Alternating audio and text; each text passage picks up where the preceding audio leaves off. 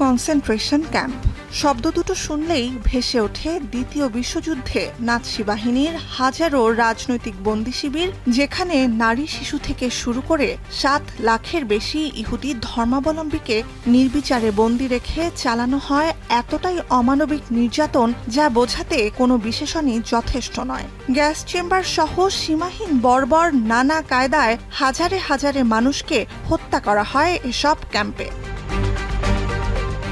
8 দশক পর ইতিহাসের পুনরাবৃত্তি।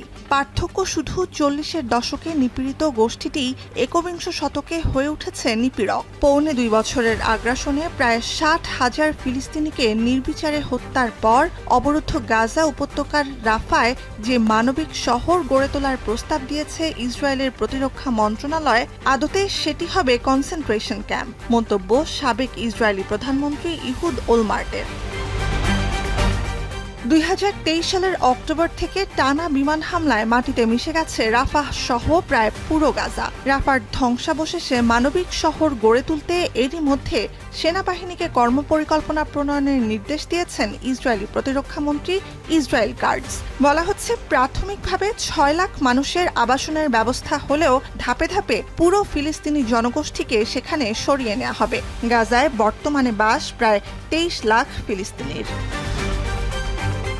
ব্রিটিশ দৈনিক দ্য গার্ডিয়ানকে দেয়া সাক্ষাৎকারে ওলমার্ট বলেন, ঠিক ইহুদি হলোকস্টের মতোই ফিলিস্তিনিদের জাতিগত নিধন প্রচেষ্টার অংশ রাফার মানবিক শহর।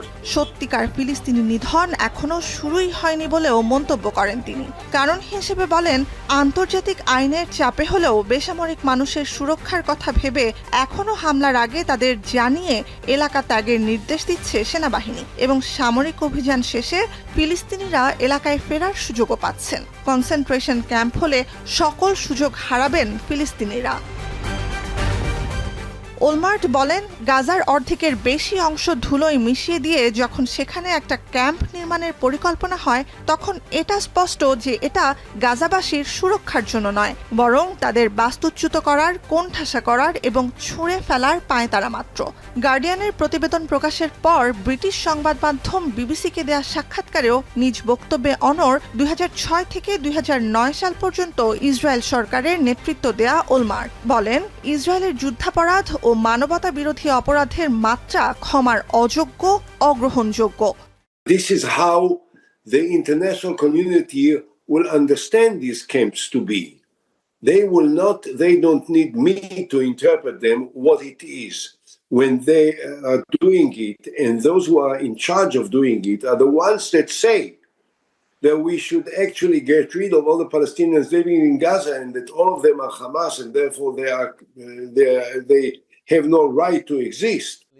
গাজায় মানবিক শহরের পরিকল্পনায় সমর্থন দিয়েছেন ইসরায়েলি প্রধানমন্ত্রী বেনয়ামিন নেতানিয়াহু, যদিও এটি মানবতা বিরোধী অপরাধের নীল নকশা বলে অভিযোগ ইসরায়েলি মানবাধিকার কর্মী, আইনজীবী আর শিক্ষাবিদদের। নেতানিয়াহু প্রশাসনের এ পরিকল্পনা বাস্তবায়নযোগ্য নয় বলেও মত বিরোধীদের। Yair Lapid, the head of the opposition, said in the Knesset is much more accurate. He said it is a crazy idea, and it is a crazy idea, and I can add that it will not happen. Because it is crazy, it is very, very costly. It is billions and billions of dollars. And it will take time, about a year or a year and a half to build it. Who has this time? So I think that somebody suggested to Netanyahu.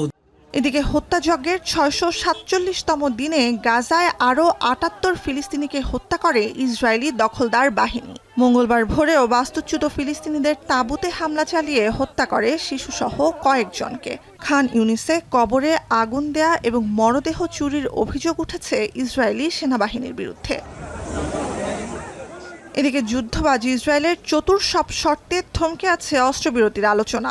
অন্যদিকে অস্ত্রবিরতি যথেষ্ট নয় বলে দ্বিরাষ্ট্রীয় সমাধানের আহ্বান জাতিসংঘ মহাসচিব Antonio গুতেরেসের। Nuzhat Kamal, এখন বিশ্ব। কালার এক্সপার্ট, জর্জ স্যাপ এবং মাইল্ড অন হ্যান্ডস টেকনোলজি সমৃদ্ধ অরিক্স ক্রিস্টাল ওয়াশ আপনার লন্ড্রি এক্সপার্ট।